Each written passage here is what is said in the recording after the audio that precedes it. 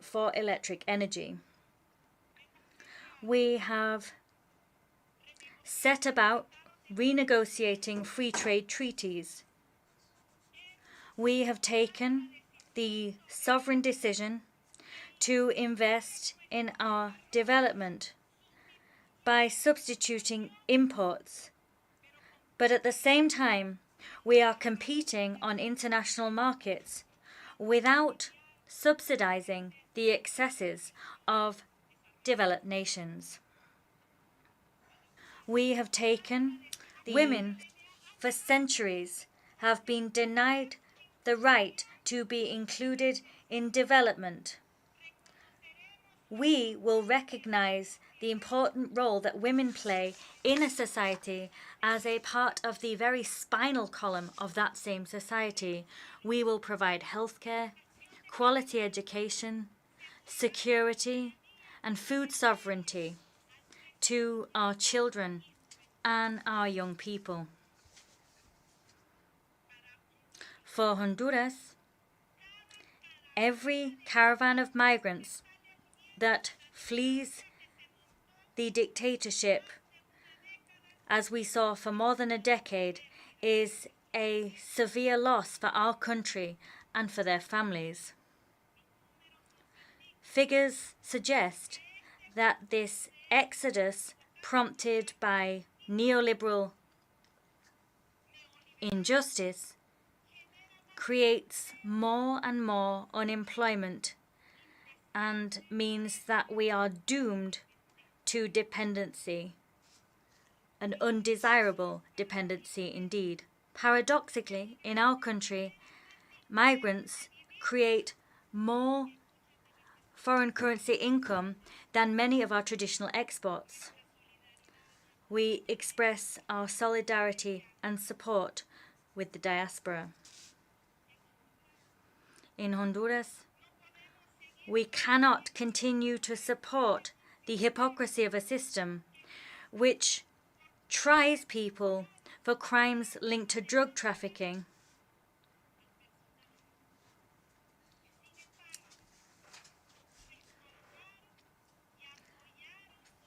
However, for more than a decade, Honduras was supported in its attempts to commit crimes, had support for electoral fraud, and was supported in its attempts to commit crimes against the homeland, which affected millions of Honduran people. To get to the bottom of all of this and lay waste to it once and for all, we're going to establish an international commission to fight against corruption and impunity with the support of the Secretary General of the United Nations. Honduras will only have a future if it takes firm strides forward to dismantle the neoliberal economic dictatorship. As such, we're already getting to work remodeling our homeland and establishing an education system which instills Honduran people with the ideals and values of our national hero, Francisco Morazán Quesada. In Honduras, my government has embarked upon a process of national remodeling and is ushering in deep-rooted change, which is based on 4 fundamental pillars. 1, the revolutionary transformation of education. We've looked to extol the human spirit and eradicate colonialism. We're looking to build an alternative economic model which is deeply sovereign. Our third goal is to build a system whose very core is flying high the values of humanism, solidarity, and integration with brotherly peoples, peace, and respect for human rights.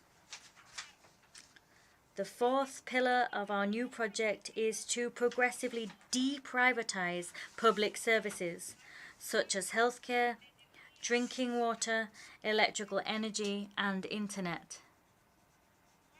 Today, war is once again punishing the poorest of our world. Today, those of us that are invaded countries call for the return to the respect for the principle of the self-determination of peoples. We reject the cruel, heinous blockade visited upon the sister republic of Cuba and its people. It is time to have a serious discussion about the multipolar nature of our world. President Barack Obama took the first steps towards putting an end to this outrageous blockade. The President of Colombia, Gustavo Petro, stated that the aggression against the Bolivarian Republic of Venezuela must now end once and for all. Peoples of the world, as our comrade Berta Cáceres said, let us act, world. We still have time. Many thanks indeed.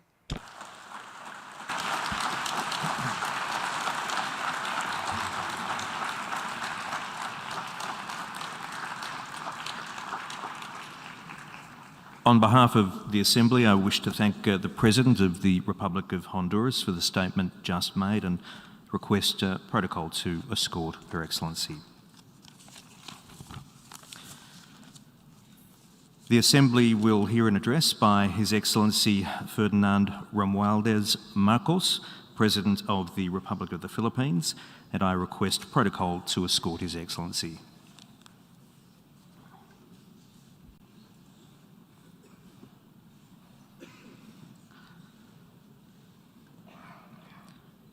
On behalf of the General Assembly, I have the honour to welcome His Excellency Ferdinand Romualdez Marcos, President of the Republic of the Philippines, and to invite him to address the Assembly. Mr. President, Excellencies, I am Ferdinand Marcos, and I am the President of the Republic of the Philippines. I stand today on behalf of 110 million Filipinos. At this time of crisis and opportunity, I bring with me the spirit of their enduring commitment to the ideals of our United Nations. This commitment is reflected in our solid contributions to the cause of peace and of justice. By shepherding the Manila Declaration of 1982, we helped affirm that differences should only be resolved through peaceful means. By reinforcing the predictability and stability of international law, particularly the 1982 United Nations Convention on the Law of the Sea, we provided an example of how states should resolve their differences through reason and through right. These two contributions provide useful guidance for our time, for amidst challenging global tides, an important ballast stabilizes our common vessel. That is, our open, inclusive, and rules-based international order that is governed by international law and informed by the principles of equity and of justice. As I have underscored, the Philippines shall continue to be a friend to all and an enemy of none. This world order traces its roots to 77 years ago.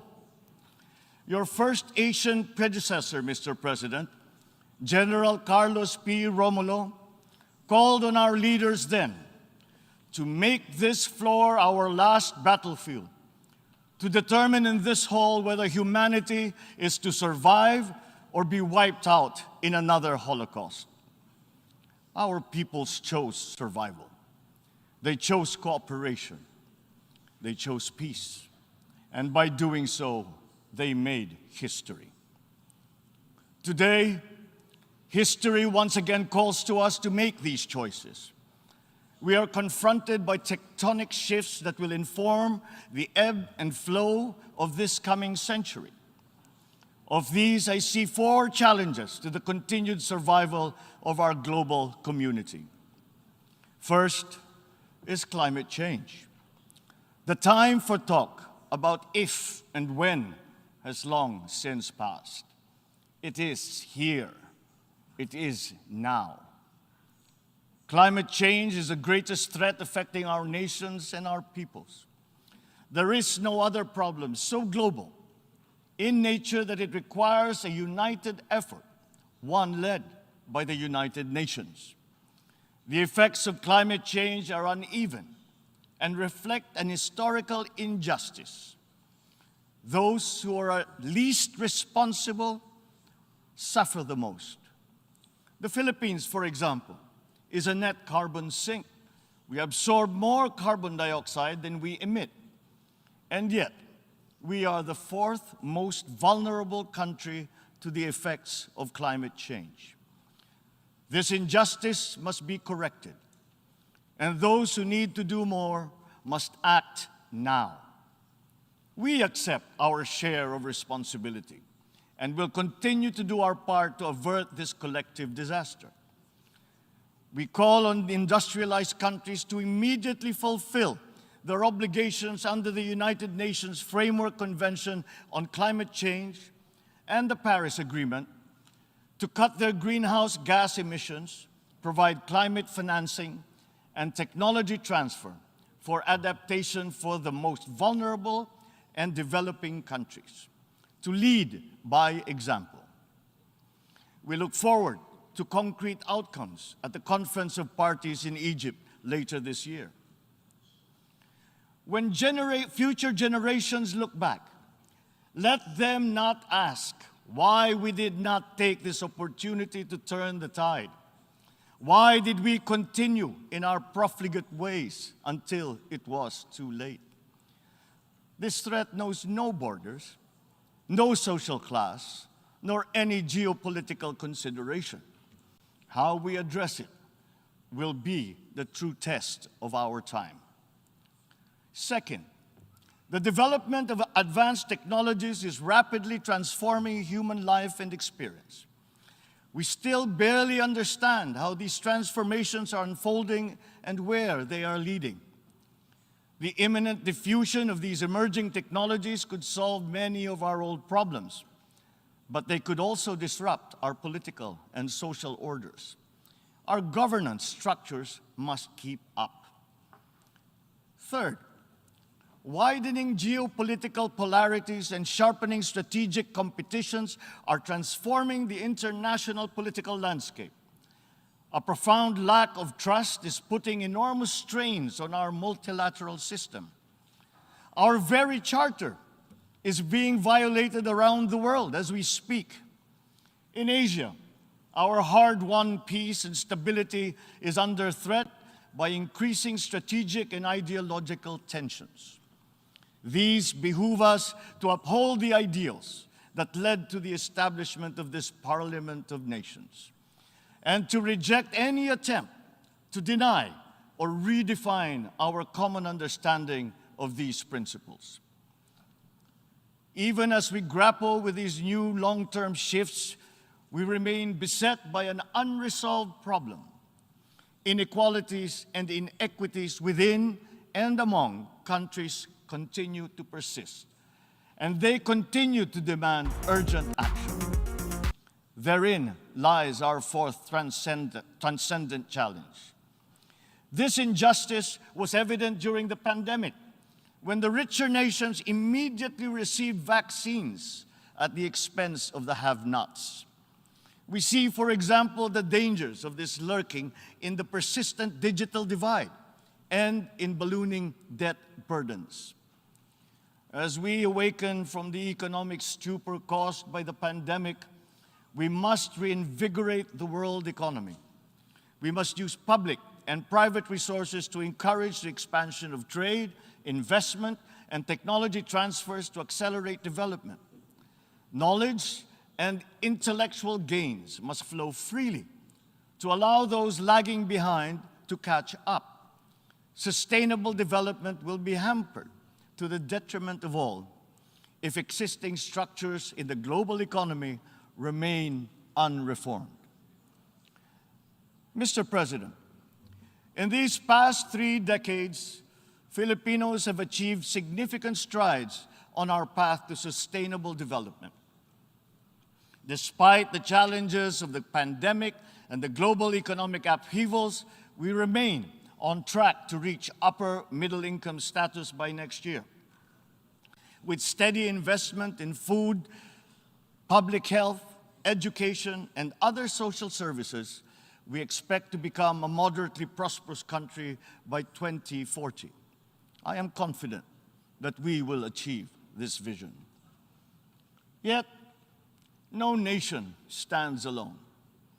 The achievement of our national ambition requires a global environment that creates conditions that allow all nations, including ours, to thrive in peace. We need the United Nations to continue to work. And we, the Philippines, are determined to be part of that solution. The Philippines did not hesitate to donate to the COVAX facility that helped provide vaccines in many parts of the developing world. Multilateralism and international cooperation do make a difference. Filipino health workers were at the front lines in many countries to curb the spread of the virus, risking and oftentimes sacrificing their own lives to save those of others. We have always been an optimistic and courageous nation. Despite the enormity of these challenges, we believe that solutions are within our collective grasp. You, Mr. President, have already identified 3 tools that are at our disposal.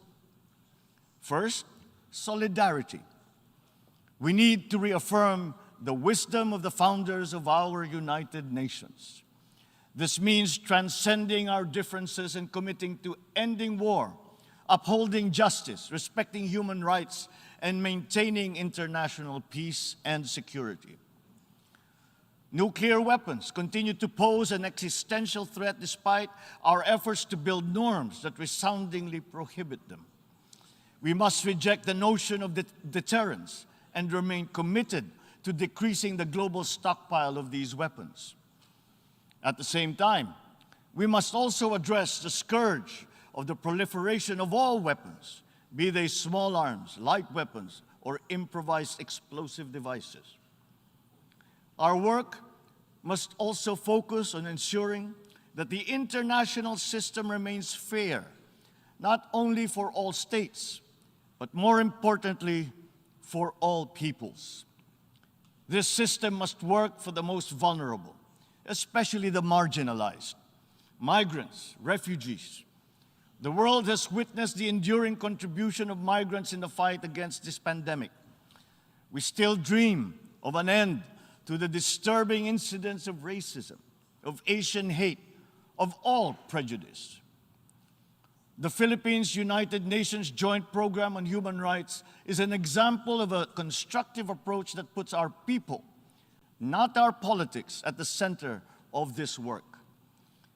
It provides a model for revitalizing the structures that facilitates solidarity between the United Nations and the sovereign duty bearer. Our continued solidarity will also benefit from a reformed and more inclusive Security Council and an empowered General Assembly that can hold the Council to account. At the same time, the United Nations must forge ahead with its flagship tradition of global peacekeeping. My country's experience in building peace and forging new paths of cooperation can enrich the work of the Security Council, and to this end, I appeal for the valuable support of all UN member states for the Philippines' candidature to the Security Council for the term of 2027 to 2028. Our success in the Bangsamoro Autonomous Region of Muslim Mindanao in the south of the Philippines is a centerpiece of these efforts.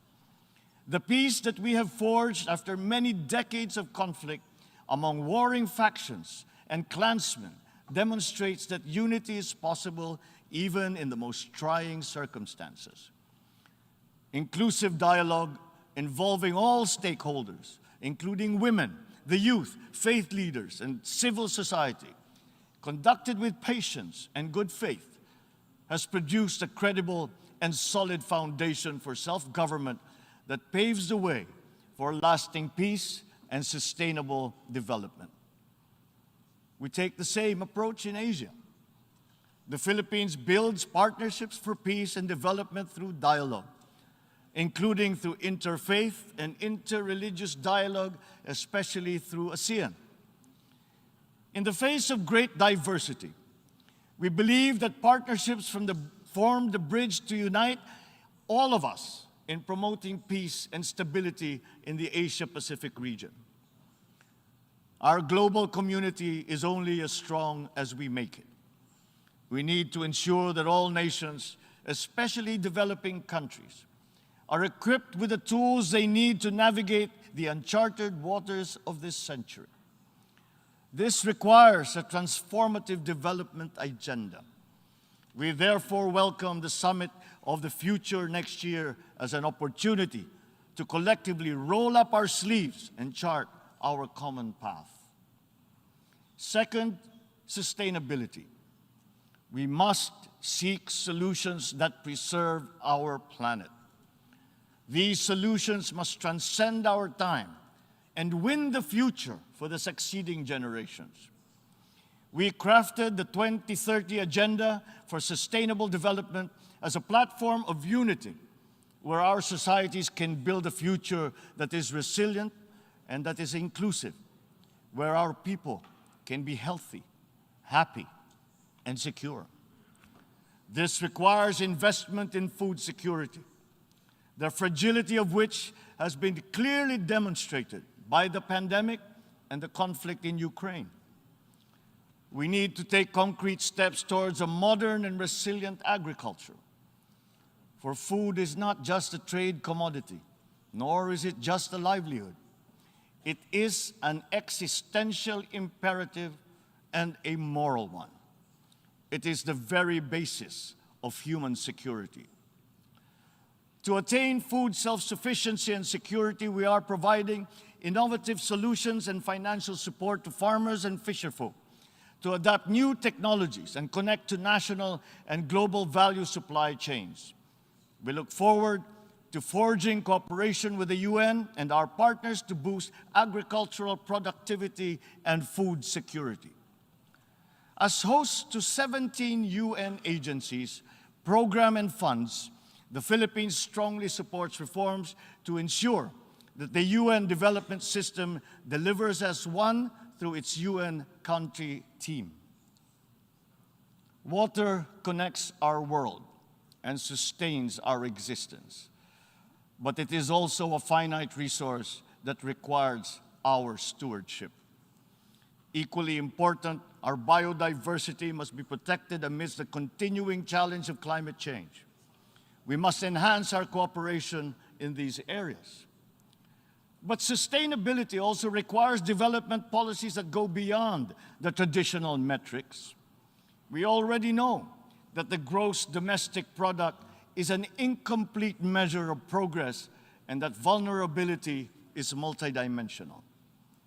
Our development agenda must also take into account the interest of all developing nations, including middle-income countries where the majority of the world's poor live. At the same time, sustainability means equipping our people with the tools they need to meet the challenges of the fourth industrial revolution. Investments in education are key, and my administration is prepared to make such investments. The Philippines notes with appreciation the Transforming Education Summit held earlier this week, at which these subjects were taken up.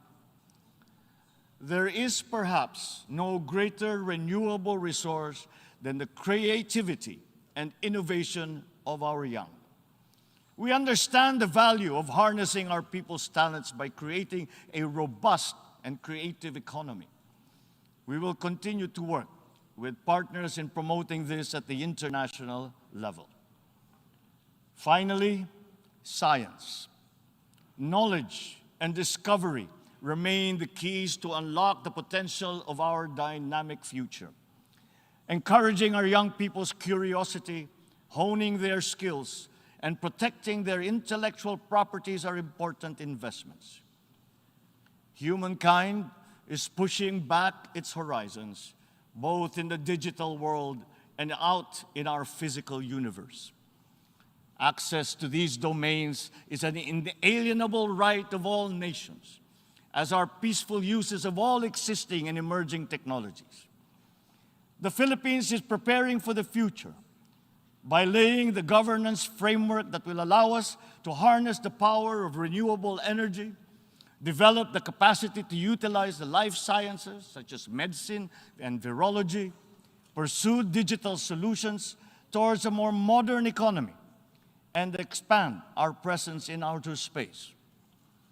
But we also need to update the global structures that facilitate international cooperation on the peaceful uses of nuclear energy, biology, chemistry, to name but a few.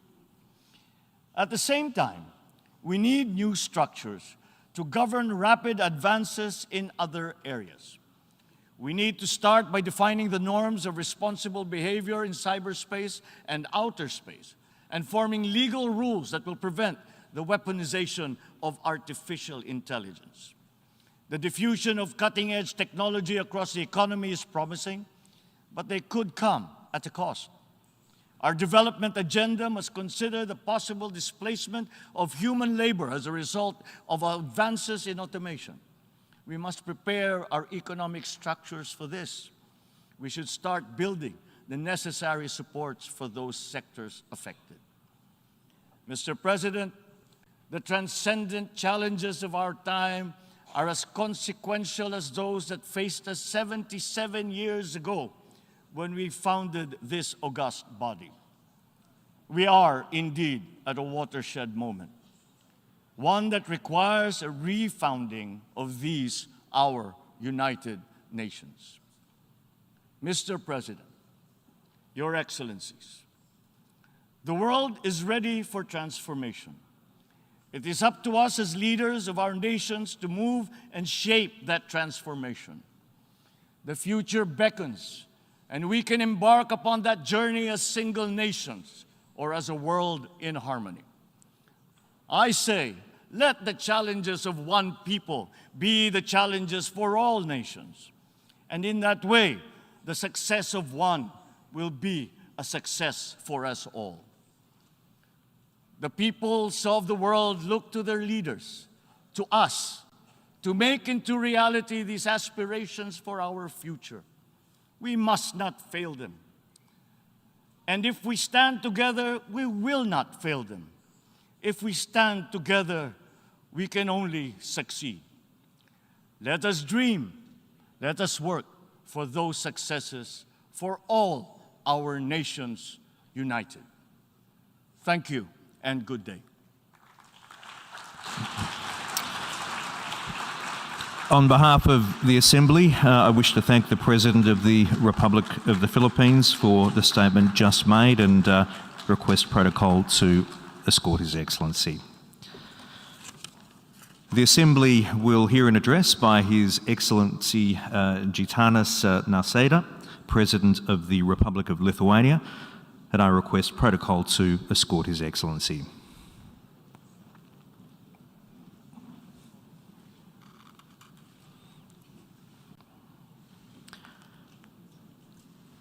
On behalf of the General Assembly, I have the honour to welcome His Excellency Gitanas Nausėda, President of the Republic of Lithuania, and to invite him to address the Assembly.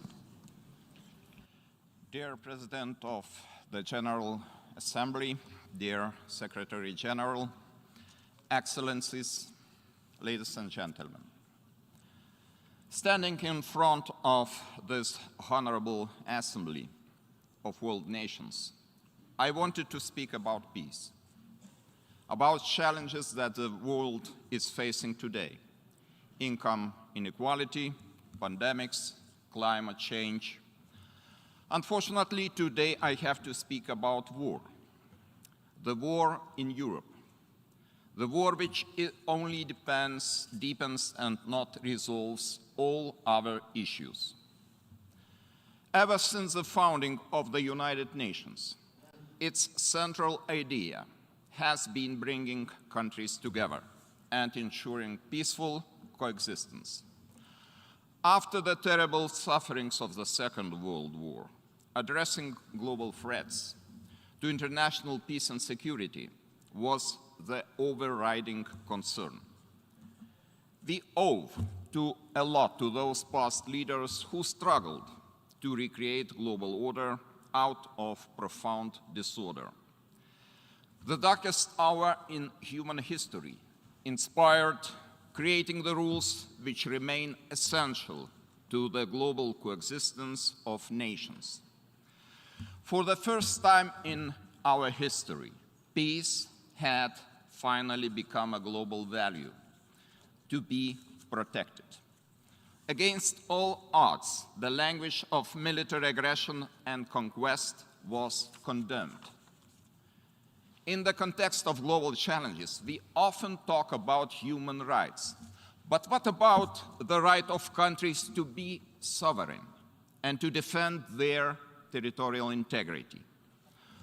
On the 24th of February, a UN Security Council permanent member started an unjustified, unprovoked, and illegal war against a neighboring country. This gross violation of international law undermined the very essence of the United Nations. For the last 7 months, Russia's war against Ukraine has been taking a terrible toll on the Ukrainian people. Many thousands have been tortured and killed. Millions were displaced or forced to flee their homeland. However, this war has not broken the will of the brave Ukrainian people to defend their country. It has not diminished their fighting spirit. Massacres at Bucha, at Izium, have not brought them to their knees. The inherent love for freedom, passed from one generation to another, is still there, undefeated, unspoiled. Despite all challenges, Ukrainians proved to be remarkably strong defenders of liberty and democratic values. Inspired by their heroic struggle, the international community should take an even more active role to boost the Ukrainian resilience to withstand this hardship. Every UN member is expected to respect the rules of international order we have been creating through decades.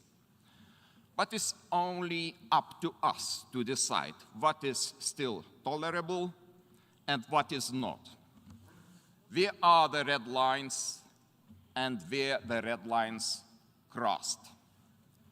For how can we tolerate a member of international community in the war of conquest and annihilation? A country that is deliberately attacking the rules-based world order. A country whose actions make it more difficult for all of us maintain peace and security across the globe. Today I call on all of you. Look at what is happening in Ukraine. Look at it attentively. Who is the aggressor and who is the victim? Behind the mask of an energy superpower, there is a dangerous imperial power seeking to occupy and annex its neighbors, searching for reasons to justify the annexation, rewriting history, using economic and energy blackmail, spreading disinformation and propaganda. We all know that Russia's violations of the founding principles of the United Nations did not start 7 months ago. Destructive actions have undermined international security for many years, breaching arms control treaties, using prohibited chemical weapons both at home and abroad, continually violating the territorial integrity not only of Ukraine, but of Georgia and Moldova as well, interfering in the elections of other countries. These are just a few examples. The ongoing suffering of the Ukrainian people was further amplified by Russia's proxy, the Belarusian or Belarusian regime.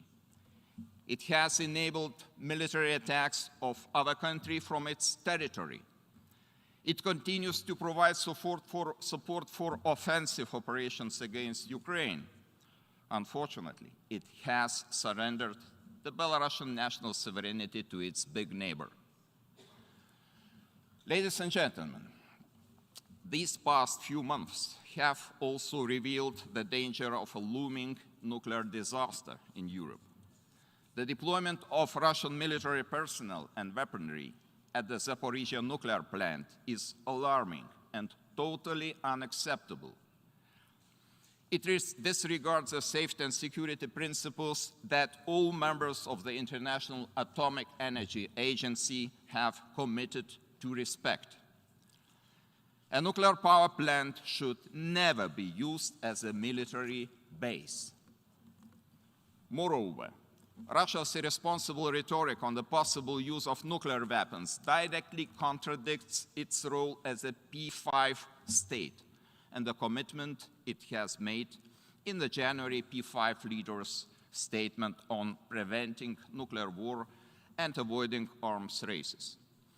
We see a huge gap between declarations and real actions which undermines the trust in one of the permanent members of the UN Security Council. We must collectively condemn such actions and require it to immediately and unconditionally withdraw all troops from the entire territory of Ukraine. It must also stop irresponsible and dangerous nuclear rhetoric and behavior. This should include withdrawing military and other personnel from the Zaporizhzhia nuclear power plant. Therefore, Lithuania welcomes the active personal involvement of the Secretary General of the United Nations. His visits to Ukraine demonstrate supreme dedication to the ideals of United Nations. Lithuania notes that the efforts of the Secretary General and Turkey were instrumental in reaching the deal to resume Ukrainian grain exports. We also acknowledge the positive role played by other actors, such as the African leadership, in coming to this arrangement. This is an achievement shared by the whole community of nations. Once again, international efforts have helped us to avert a global catastrophe. Grain exports via Ukrainian ports will sustain and feed millions of people. Let us no doubt, it was the war in Ukraine that threatened to trigger a global hunger.